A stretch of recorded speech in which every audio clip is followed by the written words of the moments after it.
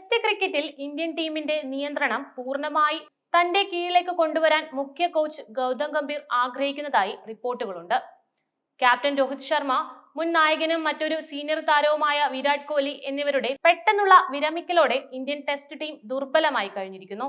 AICC ലോക test ചാമ്പ്യൻഷിപ്പിന്റെ 2025-27 അടുത്ത സൈക്കിളിന് ഒരു മാസം മാത്രം ബാക്കി നിൽക്കെയാണ് ഇനി റെഡ് ബോൾ ഫോർമാറ്റിന് തങ്ങളില്ലെന്ന് രോഹിത്തും കോഹ്ലിയും പ്രഖ്യാപിച്ചത്.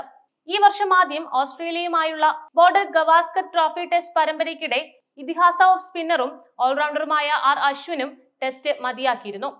3 വമ്പൻ താരങ്ങളുടെ വിരമിക്കലോടെ പുതിയ ലുക്കിലുള്ള ഒരു റെഡ് ബോൾ ടീമിനെ വളർത്തിയെടുക്കാനുള്ള ശ്രമത്തിലാണ് ഗംഭീറാണ് വില്ലൻ എന്നാണ് പലരും പറയുന്നത്. രോഹിത് ശർമ്മയും വിരാട് കോഹ്ലിയും ടെസ്റ്റ് ക്രിക്കറ്റിൽ കളിക്കുന്നിടത്തോളം കാലം ഇന്ത്യൻ ടീമിന്റെ പൂർണ്ണ നിയന്ത്രണം തനിക്ക് ലഭിക്കില്ലെന്ന് ഗൗതം ഗംഭീറിന് വ്യക്തമായി അറിയാമായിരുന്നു.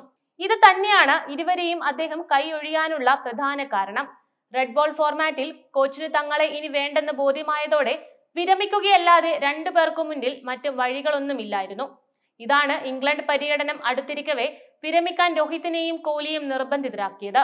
ഗംഭീറിന് വേണ്ടിയിരുന്നതും ഇതുതന്നെയാണ് എന്നാണ് ആരാധകരടക്കം ചൂണ്ടിക്കാട്ടുന്നത്. ഇപ്പോൾ കാര്യങ്ങളെല്ലാം അദ്ദേഹത്തിന്റെ വഴിക്ക് വന്നിരിക്കുകയാണ്.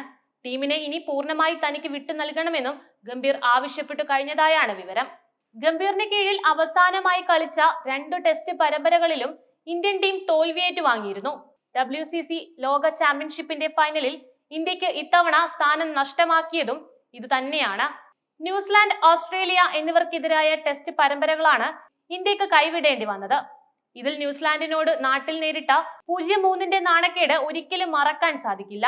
കാരണം സ്വന്തം നാട്ടിലെ ഒരു ടെസ്റ്റ് പോലും ജയിക്കാനാവാതെ ഒരു പരമ്പരയിൽ ഇന്ത്യൻ ടീം തൂത്തുവാരപ്പെട്ടത് ഇതാദ്യമായാണ്.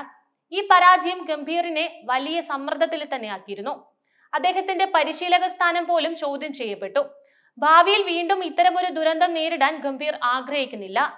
ഈ കാരണത്താലാണ് ടെസ്റ്റിൽ പുതിയ ലുക്കിലുള്ള ഒരു ടീമിനെ വളർത്തിയെടുക്കാൻ അദ്ദേഹത്തെ പ്രേരിപ്പിച്ചത്.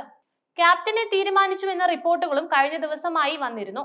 രോഹിത് ശർമ്മയുടെ പിൻഗാമിയായി ടെസ്റ്റിൽ ഇന്ത്യൻ ടീമിന് പുതിയൊരു ക്യാപ്റ്റനെയും ഗൗതം ഗംഭീർ തീരുമാനിച്ചു കഴിഞ്ഞതായാണ് റിപ്പോർട്ടുകൾ. നിലവിൽ ടെസ്റ്റ് ടീമിന്റെ vice captain star pacer Jasprit ബുംറയാണ്. അതുകൊണ്ട് തന്നെ രോഹിത് ഇല്ലെങ്കിൽ സ്വാഭാവികമായും നായകസ്ഥാനം ലഭിക്കേണ്ടതും അദ്ദേഹത്തിനാണ്. പക്ഷേ ബുംറയെ അടുത്ത സ്ഥിരം ക്യാപ്റ്റൻ ആക്കുന്നതിനോട് ഗംഭീറിന് താല്പര്യമൊന്നുമില്ല.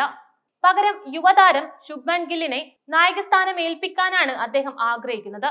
ഗില്ലിന് കീഴിൽ അടുത്ത WCC സൈക്കിളിൽ കളിക്കാൻ സാധിക്കുന്ന മികച്ചൊരു യുവനിരയെ അണിനിരത്തുകയാണ് അദ്ദേഹത്തിന്റെ ലക്ഷ്യവും. പരിചയസമ്പത്ത് കുറവായതിനാൽ തന്നെ ഗംഭീറിന്റെ തീരുമാനങ്ങളെ ചോദ്യം ചെയ്യാൻ ഗില്ലിന് സാധിക്കില്ല. മറിച്ച് ബുംറയാണെങ്കിൽ ഗംഭീറിനോട് ചോദ്യങ്ങൾ ഉയരുമെന്നത് ഉറപ്പാണ്. അത്തരമൊരു സാഹചര്യത്തിലേക്ക് പോവാൻ അദ്ദേഹം ആഗ്രഹിക്കുന്നില്ല.